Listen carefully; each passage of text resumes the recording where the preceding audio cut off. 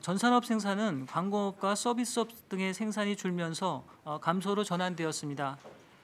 소매 판매는 통신기기와 음식료품 등의 판매가 늘어 2개월 연속 증가하였습니다. 설비 투자는 기계류와 운송장비 투자가 모두 줄어 감소로 전환되었고요. 건설 기성도 건축공사 시적이 줄면서 감소세를 지속하였습니다. 동행지수 순환변동치와 선행지수 순환변동치는 모두 전월에 비해 하락하였습니다. 이어서 부문별로 살펴보면요. 먼저 생산 부문입니다. 전산업 생산은 광공업과 서비스업 등의 생산이 줄어 전월에 비해 0.7% 감소하였습니다.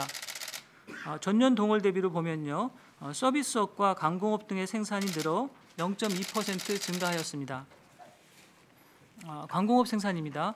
광공업 생산은 의복 등은 증가하였지만 반도체와 통신 방송 등의 생산이 줄어 전월에 비해 1.7% 감소하였습니다. 반도체는 데이터 센터 업체들의 주문 감소와 스마트폰 생산 부진 등에 따라 서버용 D램과 모바일용 플래시 메모리 수요가 줄면서 전월에 비해 5.2% 감소하였습니다. 통신 방송은 주요 스마트폰 업체들의 주력 제품들이 기대만큼 큰 호응을 얻지 못하면서 생산이 부진한 모습을 보이고 있고요. 또 이에 따라 휴대폰용 카메라 모듈에 대한 수요도 줄면서 비교적 큰 폭으로 감소하였습니다. 전년 동월 대비로 보면 전자부품 등은 감소하였지만 반도체와 기타 운송장비 등의 생산이 늘어 0.1% 증가하였습니다. 반도체는 전년 동월 대비로요. 반도체는 글로벌 IT 기업들의 데이터 센터 확장 등에 따라 서버용 DRAM 수요가 증가하였고요. 또 스마트폰 메모리 탑재 용량 증가 등에 따라 모바일용 메모리 반도체에 대한 수요도 증가하면서 전년 동월 대비로는 호조세를 지속하였습니다. 기타 운송 장비는 조선업의 업황이 아직 본격적인 회복 단계라고 하기는 어렵지만 최근 들어 다소 개선되는 모습을 보이고 있는데요. 이에 따라 일감 부족 문제가 조금씩 완화되고 있고요. 또 이번 달에는 인도 기일이 도래한 물량도 전년 동월에 비해 늘어나면서 생산이 증가하였습니다. 제조업 재고입니다. 제조업 재고는 석유 정제와 반도체 등의 재고가 늘어 전월에 비해 1.7% 증가하였고요.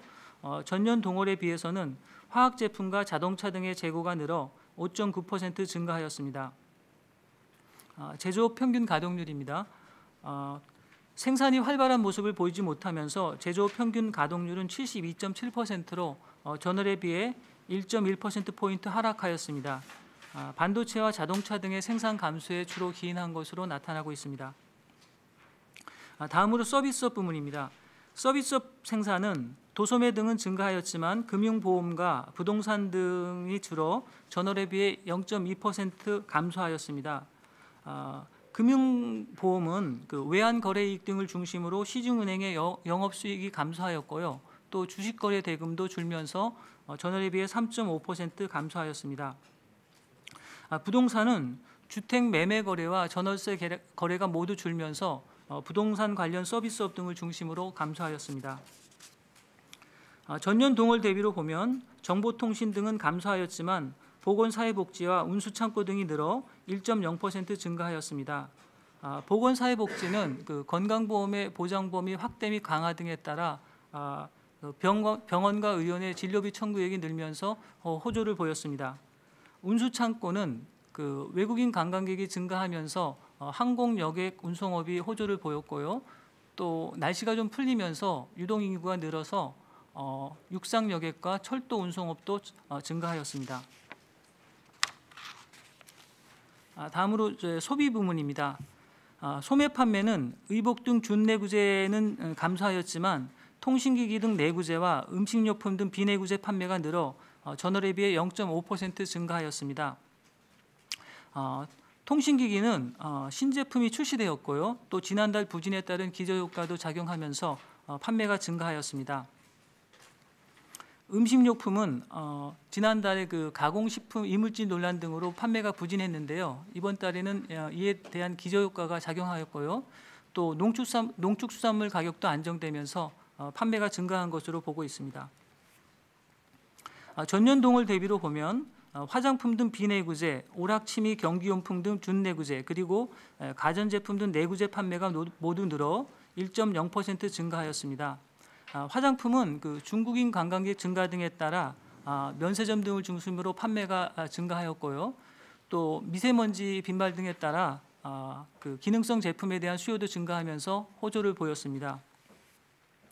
오락취미 경기용품은 가치 소비를 중시하는 경향과 함께 여가 시간도 늘어나면서 무점포 소매업 등을 중심으로 판매가 증가하였습니다.